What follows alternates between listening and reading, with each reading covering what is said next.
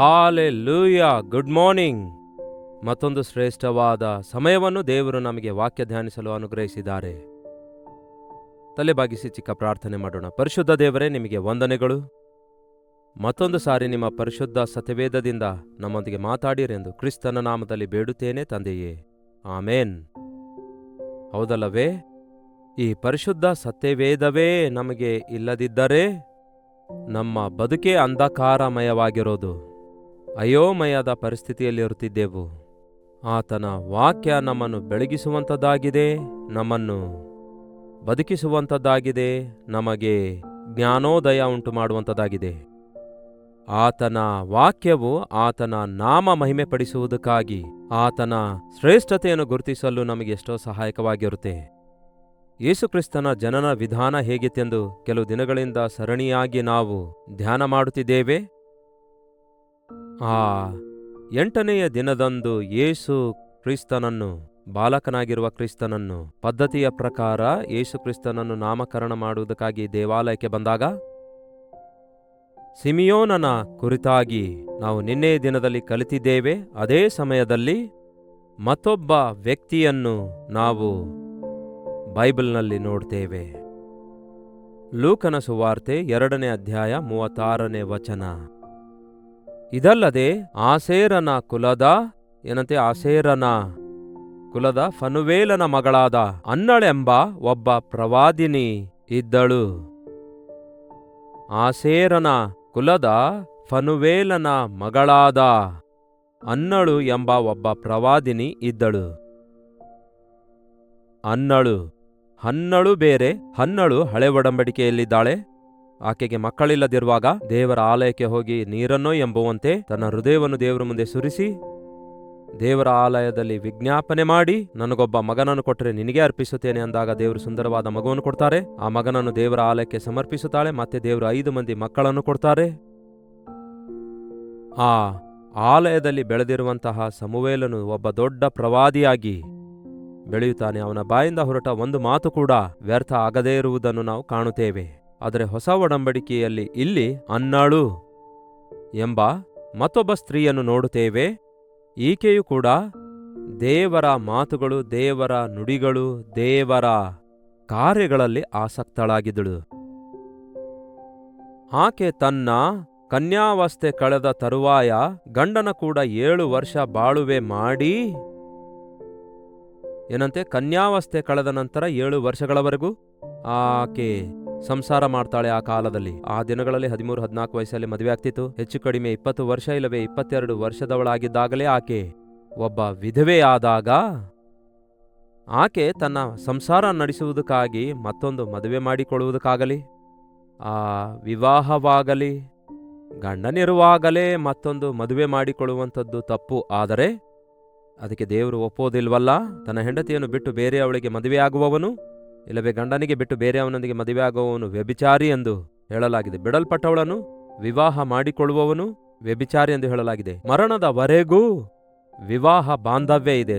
ಮರಣದ ನಂತರ ವಿಧವೆಯಾದವಳು ಬೇಕಾದರೆ ಮದುವೆಯಾಗಬಹುದು, ಇಲ್ಲವಾದರೆ ತನ್ನ ಜೀವಿತ ಡೆಡಿಕೇಟ್ ಮಾಡಿಕೊಳ್ಳಲು ಇಚ್ಛಿಸಿದರೆ ಮಾಡಿಕೊಳ್ಳಬಹುದು ಎಂದು ಕೊರಿಂಥೆ ಪತ್ರಿಕೆಗೆ ಪೌಲು ಬರೆಯುತ್ತಾನೆ. ಆದರೆ ತನ್ನ ಯವ್ವನ ಕಾಲದಲ್ಲಿಯೇ ಆಕೆ ವಿಧವೆಯಾದಾಗ, ಆಕೆ ಬೇಕಾಗಿದ್ದರೆ ಚೆನ್ನಾಗಿ ವಿವಾಹ ಮಾಡಿಕೊಂಡು ಸಂಸಾರ ಮಾಡಿಕೊಂಡು ಚೆನ್ನಾಗಿ ಮಕ್ಕಳನ್ನು ಹಡೆದುಕೊಂಡು ಹಾಯಾಗಿ ಇರಬಹುದಿತ್ತು. ಆದರೆ ತನ್ನ ಜೀವಿತವನ್ನು ದೇವರಿಗೆ ಅರ್ಪಿಸಿಕೊಡ್ತಾಳೆ. ದೇವಾಲಯದಲ್ಲಿ ಆಕೆ ನಿವಾಸಿಸಬೇಕೆಂದು ಬಯಸುತ್ತಾಳೆ. ಆಕೆ 84 ವರ್ಷಗಳವರೆಗೂ ವಿಧವೆಯಾಗಿದ್ದು, 84 ವರ್ಷ ವಯಸ್ಸಾದಾಗಿಯೂ ಕೂಡ ಆಕೆ ವಿಧವೆಯಾಗಿರುತ್ತಾಳೆ. ಇನ್ನೂ ಹೆಚ್ಚಾಗಿರುತ್ತೆ ಅವಳ ವಯಸ್ಸು, ಅಷ್ಟು ನಮಗೆ ಕ್ಲಾರಿಟಿ ಇಲ್ಲ. ಆದರೆ ತುಂಬು ವೃದ್ಧಾಪ್ಯದಲ್ಲಿಯೂ ಕೂಡ ತನ್ನ ಗಂಡನೊಂದಿಗೆ 7 ವರ್ಷ ಸಂಸಾರ ಮಾಡಿದ ನಂತರ, ಆಕೆ ಗಂಡ ಸತ್ತಿದ್ದಕ್ಕೆ ಆಕೆ ವಿಧವೆಯಾದಂದಿನಿಂದ, ಅಂದರೆ ಎಂದಿನಿಂದ ಆಕೆ ವಿಧವೆಯಾದಳೋ ಅಂದಿನಿಂದ ದೇವರ ಆಲಯದಲ್ಲಿರುತ್ತಾ ಎಷ್ಟಂತೆ 84 ವರ್ಷಗಳವರೆಗೂ ವಿಧವೆಯಾಗಿದ್ದು, ದೇವರ ಆಲಯವನ್ನು ಬಿಟ್ಟು ಬಿಡದೆ ಉಪವಾಸ ವಿಜ್ಞಾಪನೆಗಳಿಂದ ರಾತ್ರಿ ಹಗಲು ದೇವರ ಸೇವೆ ಮಾಡುತ್ತಿದ್ದಳು. ಈ ದಿನ ಶುಕ್ರವಾರ ಪ್ರಿಯರೇ, ಉಪವಾಸ ಪ್ರಾರ್ಥನೆ ಇರುತ್ತೆ. ನಮ್ಮ ಕಲ್ವರಿ ಚರ್ಚ್ನಲ್ಲಿ ಇರುತ್ತೆ. ನಿಮ್ಮ ಚರ್ಚಲ್ಲೂ ಇದೆಯಾ? ಕನಿಷ್ಠ ವಾರಕ್ಕೆ 2 ಆವರ್ತಿ ಉಪವಾಸವಿರು ಅಂದ್ರೆ ಎಷ್ಟೋ ಜನ ಎಷ್ಟು ಕಷ್ಟಪಡ್ತಾ ಇದ್ದಾರೆ ನೋಡಿ ಈ ದಿನಗಳಲ್ಲಿ. ಎಷ್ಟೋ ನಿರ್ಲಕ್ಷ್ಯ ಮಾಡ್ತಿದ್ದಾರೆ ಅನೇಕ ಜನರು. ಎಷ್ಟೋ ಜನ ಅದರಲ್ಲಿರುವ ಶಕ್ತಿಯನ್ನು ಅರಿಯಲಾರದವರಾಗಿದ್ದಾರೆ. ಆದರೆ ಈ ಸ್ತ್ರೀ 84 ವರ್ಷಗಳವರೆಗೂ ದೇವರ ಆಲಯದಲ್ಲಿ ಆಕೆ ಒಂದೇ ಕೆಲಸ ಮಾಡ್ತಿದ್ದಳು. ಬೇರೆ ಏನು ಪ್ರಸಂಗ ಮಾಡ್ತಿಲ್ಲ ಆಕೆ, ಹಾಡುಗಳನ್ನು ಹಾಡ್ತಾ ಇಲ್ಲ ಆಕೆ, ಏನೋ ದೇವರ ಆಲಯದಲ್ಲಿ ಬೇರೆ ಯಾವ ಸೇವೆ ಮಾಡ್ತಾ ಇಲ್ಲ. ಆದರೆ ಏನ್ ಮಾಡ್ತಾ ಇದ್ದಳಂತೆ? ರಾತ್ರಿ ಹಗಲು, ನೈಟ್ ಅಂಡ್ ಡೇ ದೇವರ ಆಲಯವನ್ನು ಬಿಟ್ಟು ಹೋಗದೆ ಉಪವಾಸ ವಿಜ್ಞಾಪನೆಗಳೊಂದಿಗೆ ದೇವರ ಸೇವೆ ಮಾಡ್ತಾ ಇದ್ದಳು. ಸೇವೆ ಅನ್ನುವಾಗ ಏನಾಗಿದೆ ಎನ್ನುವುದು ಈ ದಿನ ಬಹಳಷ್ಟು ಜನರಿಗೆ ಅರ್ಥವಾಗಲ್ಲ. ಪ್ರಾರ್ಥನಾ ಸೇವೆಯ ಬೆಲೆಯನ್ನು ಅನೇಕ ಸಾರಿ ನಾವು ಅರಿತುಕೊಳ್ಳಲಿಕ್ಕಾಗ್ತಿಲ್ಲ. ವಾಕ್ಯ ಸಾರುವಂಥದ್ದು ಕೂಡ ಸೇವೆಯೇ. ಯೇಸುವಿನ ನಾಮದಲ್ಲಿ ನಾವು ಇತರರಿಗೆ ಪ್ರೋತ್ಸಾಹಪಡಿಸುವುದು, ಸಾಕ್ಷಿ ಕೊಡುವುದು, ಆಧರಿಸುವಂಥದ್ದು, ಆತನ ಪ್ರೀತಿ ವ್ಯಕ್ತಪಡಿಸುವಂಥದ್ದು ಅದು ಕೂಡ ಸೇವೆಯಲ್ಲಿನ ಒಂದು ಭಾಗವೇ. ದೇವಾಲಯವನ್ನು ಶುಭ್ರಗೊಳಿಸುವಂಥದ್ದು, ದೇವಾಲಯದ ಉಪಕರಣಗಳನ್ನು ಶುಭ್ರಗೊಳಿಸುವಂಥದ್ದು, ದೇವರ ಆಲಯದಲ್ಲಿ ಸೇವೆ ಮಾಡುವುದು ಕೂಡ ಒಂದು ಸೇವೆಯೇ ಆಗಿದೆ. ಅಷ್ಟಕ್ಕೂ ಹೇಳಬೇಕಾದರೆ ಯೇಸುವಿನ ನಾಮದಲ್ಲಿ ಏನೇ ಮಾಡಿದರೂ ಕೂಡ ಅದು ಸೇವೆಯೇ ಎಂದು ಲೆಕ್ಕಿಸಲಾಗುತ್ತೆ. ನಾವು ದೇವರ ಸೇವೆ ಮಾಡ್ತಿದ್ದೇವೆ ಅನ್ನುವಾಗ ಒಂದೇ ವಿಷಯಕ್ಕೆ ಪರಿಮಿತರಾಗ್ತಿದ್ದೇವೆ. ಆದರೆ ಎಲ್ಲದಕ್ಕಿಂತಲೂ ಪ್ರಾಮುಖ್ಯವಾದದ್ದು ಪ್ರಾರ್ಥನೆಯ ಸೇವೆ ಎಂಬುದನ್ನು ಮರೆಯಬಾರದು. ನೀವು ಪರಿಚಾರಕರಾಗಿದ್ದರೂ ಪ್ರಾರ್ಥನೆ ಮಾಡ್ತಾ ಇರಬೇಕು, ವಾಕ್ಯೋಪದೇಶಕರಾಗಿದ್ದರೂ ಪ್ರಾರ್ಥನೆ ಮಾಡ್ತಿರಬೇಕು. ನೀವು ಆಲದ ಉಪಕರಣಗಳನ್ನು ಇಲ್ಲವೇ ಈ ಕಾಲದ ಪ್ರಕಾರ ಮೀಡಿಯಾ ಇದೆಯಲ್ಲವೇ, ಕ್ಯಾಮ್ರಾ ಹ್ಯಾಂಡಲ್ ಮಾಡುವವರು, PA system, sound system handle ಮಾಡುವವರು, ಇವರೆಲ್ಲರೂ ಕೂಡ, ವಾದ್ಯ ನುಡಿಸುವಂಥವರು, ಇವರೆಲ್ಲರೂ ಕೂಡ ಮುಖ್ಯವಾಗಿ ಪ್ರಾರ್ಥನೆ ಮಾಡಬೇಕು, ಆನಂತರ ಸೇವೆ ಮಾಡಬೇಕು. ಆ ರೀತಿ ಮಾಡುವುದಾದರೆ ಅದು ದೇವರಿಗೆ ಇಂಪಾದ ಸುವಾಸನೆಯಾಗಿ ಪರ್ಫೆಕ್ಟ್ ಆಗಿ ಪರಿಪೂರ್ಣರಾಗಿ ಆ ಸೇವೆ ಮಾಡುವವರಾಗಿರ್ತಾರೆ. ಆದರೆ ಈ ದಿನಮಾನಗಳಲ್ಲಿ ಪ್ರಾರ್ಥನೆ ಬಿಟ್ಟರೆ ನಾವೆಲ್ಲ ಮಾಡ್ತೇವೆ ಅನ್ನುವಂಥವರನ್ನು ನಾವು ನೋಡುತ್ತಾ ಇರ್ತೇವೆ. ಪ್ರಾರ್ಥನೆಯಲ್ಲಿರುವಂತಹ ಮಧುರತೆಯನ್ನು, ಅದರಲ್ಲಿರುವ ಬಲವನ್ನು, ಅದರಲ್ಲಿರುವಂತಹ ತೃಪ್ತಿಯನ್ನು, ಅದರ ಶಕ್ತಿ ಅರಿತುಕೊಂಡವರಾಗಿರೋದಾದರೆ ಪ್ರಾರ್ಥನೆ ಮಾಡಲಾರದೆ ಇರಲಾರೆವು. ಈಕೆ 84 ವರ್ಷ ಹಾಗೆ ಮಾಡ್ತಾಳೆ. ಆಕೆಗೆ ಬೋರ್ ಆಗಲಿಲ್ಲವೋ? ನಮಗಾದರೂ 5 ನಿಮಿಷ ಪ್ರಾರ್ಥನೆ ಮಾಡಿದ್ರೆ ಬೋರ್ ಆಗುತ್ತೆ ಅಲ್ಲವೇ? ಪ್ರಾರ್ಥನೆ ಅಂದ್ರೆ ದೇವರೊಂದಿಗೆ ಸಂಭಾಷಿಸುವಂಥದ್ದಾಗಿದೆ. ದೇವರೊಂದಿಗೆ ಮಾತಾಡುತ್ತಾ ದೇವರು ಹೇಳಿದ್ದನ್ನು ಕೇಳುತ್ತಾ ಇರುವಂಥದ್ದೇ ಪ್ರಾರ್ಥನೆಯಾಗಿದೆ. ದೇವರ ಸನ್ನಿಧಿಯಲ್ಲಿ ವಿಜ್ಞಾಪನೆ ಮಾಡುವಂಥದ್ದಾಗಿದೆ. ಫೋನ್ನಲ್ಲಿ ಮಾತಾಡುವವರನ್ನು ನೋಡಿ ಬೋರ್ ಆಗಿದೆ ಅನ್ನುತ್ತಾರೋ? ಎಷ್ಟೋ ಹೊತ್ತು ಗಂಟೆಗಳವರೆಗೂ ಮಾತಾಡುತ್ತಲೇ ಇರ್ತಾರೆ. ಕಾರಣ, ನೀವು ಮಾತಾಡ್ತೀರಿ, ಆ ಕಡೆಯವರು ಉತ್ತರಿಸುತ್ತಾರೆ. ಹಾಗೆ ನೀವು ಮಾತಾಡುವುದರಿಂದ ನಿಮಗೆ ಟೈಮೇ ಗೊತ್ತಾಗಲ್ಲ. ಪ್ರಾರ್ಥನೆ ಯಾವಾಗ ಬೋರ್ ಆಗುತ್ತೆ ಗೊತ್ತಾ? ನಿಮ್ಮ ಪ್ರಾರ್ಥನೆ ಪರಲೋಕದಲ್ಲಿ ಕೇಳಿಸಲ್ಪಡದಂತೆ, ಕರ್ತನ ಸ್ವರ ನೀವು ಕೇಳಿಸಿಕೊಳ್ಳದಂತೆ, ನಿಮ್ಮ ಪ್ರಾರ್ಥನೆ ಒನ್ ವೇ ಆಗಿರುವಾಗ ಖಂಡಿತವಾಗಿಯೂ. ಫೋನ್ನಲ್ಲಿ ನೆಟ್ವರ್ಕ್ ಇಲ್ಲದಿರುವಾಗ ಎಷ್ಟೊತ್ತು ಮಾತಾಡ್ತೀರಿ? ಹಲೋ ಹಲೋ ಅಂತ ಹೇಳಿ ಬೇಸರಗೊಂಡು ಅದನ್ನು ಆಫ್ ಮಾಡಿ ಬಿಸಾಡ್ತಿರಲ್ಲವೇ? ಹಾಗೆಯೇ ಇದನ್ನ ಬಹಳಷ್ಟು ಜನರ ಪ್ರಾರ್ಥನೆಯ ಜೀವಿತ ಸರಿಯಾಗಿಲ್ಲ ಪ್ರಿಯರೇ. ನಮ್ಮ ಹೃದಯ ದೇವರ ಮುಂದೆ ಸರಿಯಾಗಿಲ್ಲದಿದ್ದರೆ ನಮ್ಮ ಕಂಠಸ್ವರ ದೇವರ ಮುಂದೆ ಕೇಳಿಸುವುದಿಲ್ಲ.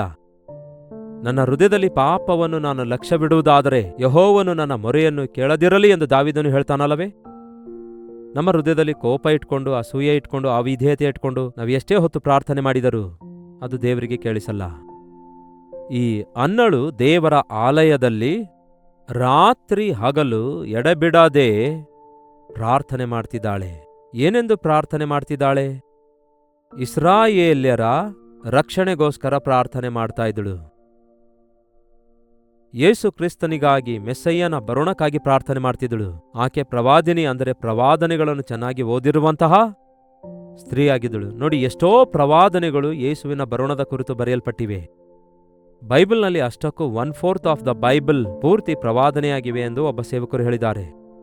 ಮುಂದೆ ನಡೀಲಿಕ್ಕಿರುವ ಕಾರ್ಯಗಳನ್ನು ದೇವರು ಮುಂಚಿತವಾಗಿಯೇ ತಿಳಿಯಪಡಿಸಿರುವಂತಹ ಭವಿಷ್ಯತ್ತಿನ ಕುರಿತಾದ ಗ್ರಂಥವೇ ನಮ್ಮ ಬೈಬಲ್ ಆಗಿದೆ. ಇದು ನಡೆದಿರುವಂತಹ ಕಾರ್ಯಗಳ ಕುರಿತಾದಂತಹ ಚರಿತ್ರೆಯಾಗಿದೆ. ಮುಂದೆ ನಡೆಯುವವುಗಳ ಕುರಿತು ವಿವರಿಸುವಂತಹ ಭವಿಷ್ಯವೂ ಆಗಿದೆ. ಅಷ್ಟು ಮಾತ್ರವಲ್ಲ, ಈ ಹೊತ್ತು ಅವಶ್ಯಕವಾಗಿರುವ ಮಾತು, ಈ ಹೊತ್ತು ನೀವು ಆತನ ಮಾತು ಕೇಳುವ ಹಾಗೆ ನಿಮ್ಮ ಹೃದಯ ಕಠಿಣಪಡಿಸಿಕೊಳ್ಳಬೇಡಿ ಎಂದು ವಾಕ್ಯ ಹೇಳುತ್ತೆ. ಆಯಾ ದಿನಕ್ಕೆ ತಕ್ಕಂತೆ ಸ್ಪಷ್ಟವಾಗಿ, ನೇರವಾಗಿ ನಮ್ಮೊಂದಿಗೆ ಮಾತಾಡಬಲ್ಲಂತಹ ಜೀವವುಳ್ಳ ಗ್ರಂಥವೇ ಆಗಿದೆ ಈ ಪರಿಶುದ್ಧ ಸತ್ಯವೇದ. ಎಷ್ಟು ಜನ ನಿಮ್ಮಲ್ಲಿ ದೇವರ ವಾಕ್ಯ ಓದುವುದರಲ್ಲಿ ಆನಂದಿಸುತ್ತಾ ಇದ್ದೀರಿ? ಪ್ರಾರ್ಥನೆಯ ಸಮಯದಲ್ಲಿ ಆಧ್ಯಾತ್ಮಿಕವಾಗಿ ಬಲಗೊಳ್ಳುವ ಹಾಗೆ, ಆದರಣೆಯಿಂದ ತುಂಬಲ್ಪಡುವ ಹಾಗೆ, ದೇವರೊಂದಿಗೆ ಸಹವಾಸ ಮಾಡುವ ಅನುಭವವುಳ್ಳವರಾಗಿದ್ದೀರಿ. ಈಕೆ ರಾತ್ರಿ ಹಗಲು 84 ವರ್ಷಗಳವರೆಗೂ ಸೇವೆ ಮಾಡ್ತಾ ಇದ್ದಳು. ಆಲಯದಲ್ಲಿ ಪ್ರಾರ್ಥನೆ, ಉಪವಾಸ ಪ್ರಾರ್ಥನೆ ಮಾಡ್ತಾ ಇದ್ದಳು. ಆಕೆ ಕೂಡ ಅದೇ ಗಳಿಗೆಯಲ್ಲಿ ಒಳಗೆ ಬಂದಳು. ಯಾವ ಗಳಿಗೆಯಲ್ಲಿ? ಕರೆಕ್ಟಾಗಿ ಯೇಸು ಕ್ರಿಸ್ತನನ್ನು ಆ ದೇವಾಲಯದೊಳಕ್ಕೆ ತಂದಿರುವ ಆ ಗಳಿಗೆಯಲ್ಲಿ. ಕರೆಕ್ಟಾಗಿ ಅಂದುಕೊಳ್ಳಲಾರದಂತೆ ಎಂದು ಅಂದುಕೊಳ್ತೇವೆ ನಾವು, ಆದರೆ ದೇವರ ಪ್ರಣಾಳಿಕೆ, ದೇವರ ಉದ್ದೇಶ ನಿಮಗೆ ಗೊತ್ತಾ ಪ್ರಿಯರೇ? ದೇವರಲ್ಲಿ ನಂಬಿಕೆ ಇಟ್ಟಂಥವರು, ದೇವರ ಸನ್ನಿಧಿಯಲ್ಲಿ ಸಹವಾಸ ಮಾಡುವಂಥವರು, ದೇವರ ಸನ್ನಿಧಿಯಲ್ಲಿ ಪ್ರಾರ್ಥನೆ ಮಾಡುವಂಥವರ ಜೀವಿತದಲ್ಲಿ ನಡೆಯುವಂತಹ ಕಾರ್ಯಗಳೆಲ್ಲವೂ ಕೂಡ ಆಕ್ಸಿಡೆಂಟ್ಸ್ಗಳಾಗಿರೋದಿಲ್ಲ, ಅಪಾಯಿಂಟ್ಮೆಂಟ್ಸ್ಗಳಾಗಿರ್ತವೆ. ಆ ಎಲ್ಲ ಇನ್ಸಿಡೆಂಟ್ಸ್ಗಳು ದೇವರ ಪ್ರಣಾಳಿಕೆಯಲ್ಲಿ ನಡೆಯುತ್ತವೆ. ನಾವು ಅಂದ್ಕೊಳ್ತೇವೆ ಇದೇನೋ ಲಕ್ಕಿಯಾಗಿ ನಡೆಯುತ್ತೆಂದು. ಅಲ್ವೇ ಅಲ್ಲ. ಅದು ದೇವರ ಉದ್ದೇಶ, ಅದು ದೇವರ ಸಮಯ, ದೇವರ ಕಾರ್ಯ. ತನ್ನ ಸಮಯದಲ್ಲಿ ಸಮಸ್ತವನ್ನು ಸರಿಯಾಗಿ ಕಾರ್ಯ ಮಾಡುವ ದೇವರಾಗಿದ್ದಾರೆ. ಆಕೆ ಎಷ್ಟೋ ವರ್ಷಗಳಿಂದ ಕಾದು ಎದುರು ನೋಡ್ತಾಳೆ ಮೆಸ್ಸಯ್ಯನನ್ನು, ಆತನ ಬರುಣವನ್ನು, ಆತನನ್ನು ನೋಡಬೇಕು, ಆತನನ್ನು ಗುರುತಿಸಬೇಕು ಎಂದು. ಕರೆಕ್ಟಾಗಿ ಅದೇ ಸಮಯದಲ್ಲಿ ಸಿಮಿಯೋನು ಕೂಡ ಯೇಸುವನ ಕೈಯಲ್ಲೆತ್ಕೊಂಡು, ಸ್ವಾಮಿ ನಿನ್ನ ರಕ್ಷಣೆ ಕಣ್ಣಾರೆ ನೋಡಿದ್ದೇನೆ ಎಂದು ಹೇಳ್ತಾನಲ್ಲವೇ? ಮರಿಯಳೊಂದಿಗೆ ಮಾತಾಡುತ್ತಿರುವ ಸರಿಯಾಗಿ ಅದೇ ಗಳಿಗೆಯಲ್ಲಿ ಅನ್ನಳು ಕೂಡ ಬಂದು ದೇವರನ್ನು ಕೊಂಡಾಡಿ ಯೆರೂಸಲೇಮಿನ ಬಿಡುಗಡೆಯನ್ನು ಹಾರೈಸುತ್ತಿದ್ದವರೆಲ್ಲರ ಸಂಗಡ ಆತನ ವಿಷಯವಾಗಿ ಮಾತಾಡುವವಳಾದಳು. ಆ ದಿನ ಕುರುಬರು ಹೋಗಿ ಮರಿಯಳನ್ನು, ಯೋಸೇಫನನ್ನು, ಮಗುವಾಗಿರುವ ಕ್ರಿಸ್ತನನ್ನು ನೋಡಿ ಕಂಡಿರುವವುಗಳ ಕುರಿತಾಗಿ, ಕೇಳಿರುವವುಗಳ ಕುರಿತಾಗಿ ಪ್ರಚುರಪಡಿಸಿರುವ ಹಾಗೆ ನಾವು ಕೂಡ ಯೇಸುವಿನ ಪ್ರೀತಿಯನ್ನು ರುಚಿ ನೋಡಿದಾಗ, ಯೇಸುವಿನ ಶ್ರೇಷ್ಠತೆಯ ಕುರಿತಾಗಿ, ಆತನ ಒಂದು ಶಕ್ತಿಯನ್ನು ಅನುಭವಿಸುವ ನಾವು ಸುಮ್ಮನೆ ಇರು ಅಂದ್ರೆ ಇರಲಿಕ್ಕಾಗೋದಿಲ್ಲ, ಬಾಯಿ ಮುಚ್ಕೋ ಅಂದ್ರೆ ಮುಚ್ಕೊಳ್ಳಲಿಕ್ಕಾಗಲ್ಲ, ದೇವರು ಮಾಡಿರುವ ಉಪಕಾರಗಳನ್ನು ಹೇಳಲಿಕ್ಕಾಗದೆ ಇರಲಿಕ್ಕಾಗೋದಿಲ್ಲ, ಮುಚ್ಚಿಟ್ಟುಕೊಳ್ಳಲಿಕ್ಕಾಗಲ್ಲ. ಯೆರೂಸಲೇಮಿನ ರಕ್ಷಣೆಗಾಗಿ, ಬಿಡುಗಡೆಗಾಗಿ ಹಾರೈಸುವಂಥವರೆಲ್ಲರ ಸಂಗಡ ಆತನ ಕುರಿತಾಗಿ, ಯೇಸುವಿನ ಕುರಿತಾಗಿ ಆಕೆ ಮಾತಾಡುತ್ತಾಳೆ. ದೊಡ್ಡ ಸಾಕ್ಷಿಯಾಗಿ ಆಕೆ ಮಾರ್ಪಡುತ್ತಾಳೆ. ಈ ಸೀಸನ್ ಪೂರ್ತಿಯಾಗಿ ನಾವು ಯೇಸುಕ್ರಿಸ್ತನ ಜನನದ ಕುರಿತಾಗಿ ಏನೋ ಸ್ವಲ್ಪ ಹೊತ್ತು ಧ್ಯಾನ ಮಾಡಿ, ಸ್ವಲ್ಪ ಹೊತ್ತು ಹಾಡು ಹಾಡುವಂಥದ್ದಲ್ಲ, ಆದರೆ ನಮ್ಮ ಕಣ್ಣಿಗೆ ಬೀಳುವ ಪ್ರತಿಯೊಬ್ಬರಿಗೆ ಯೇಸು ಕ್ರಿಸ್ತನು ನಮಗೋಸ್ಕರ ಈ ಲೋಕಕ್ಕೆ ಬಂದಿದ್ದಾರೆ ಎಂಬ ಸಂಗತಿಯನ್ನು ಹೇಳುವಂಥವರಾಗಿರಬೇಕು. ಕ್ರಿಸ್ತನು ಈ ಹೊತ್ತು ನಿಮಗೆ ರಕ್ಷಕನಾಗಿ ಹುಟ್ಟಿದ್ದಾರೆ. ಈ ಹೊತ್ತು ನಿಮಗೊಬ್ಬ ರಕ್ಷಕನು ಹುಟ್ಟಿದಾನೆ. ಆತನೇ ಕರ್ತನಾಗಿರುವ ಕ್ರಿಸ್ತನು. ಆ ದಿನ ದೂತರು ಹೀಗೆ ಹೇಳಿದ್ರು, ಈ ದಿನ ನಾವು ಕೂಡ ಹಾಗೆ ಹೇಳಬೇಕೆಂದು ದೇವರು ಕೋರುತ್ತಾರೆ. ನಮ್ಮ ಕಣ್ಣಿಗೆ ಕಾಣಿಸುವ ಪ್ರತಿಯೊಬ್ಬರಿಗೆ ನಾವು ಈ ರೀತಿಯಾಗಿ ಹೇಳುವವರಾಗಿರಬೇಕು.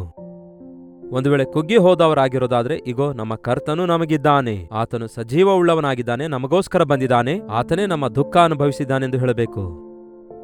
ದೇವರನ್ನು ಅರಿಯಲಾರದವರಿರುವುದಾದರೆ ನಿಮ್ಮನ್ನು ವಿಮೋಚಿಸುವ ಕರ್ತನಿದ್ದಾನೆ. ನಿಮಗಾಗಿ ಐಶ್ವರ್ಯವಂತನಾಗಿರುವ ದೇವರು ಬಡವನಾಗಿ ನಮ್ಮನ್ನು ಐಶ್ವರ್ಯವಂತರನ್ನಾಗಿ ಮಾಡಿ ತನ್ನ ರಾಜ್ಯಕ್ಕೆ ವಾರಸುದಾರರನ್ನಾಗಿ ಮಾಡಲು ಶಿಲುಬೆಯಲ್ಲಿ ಯಜ್ಞವಾಗಿದ್ದಾನೆಂಬ ಸಂಗತಿ ಹೇಳಬೇಕು.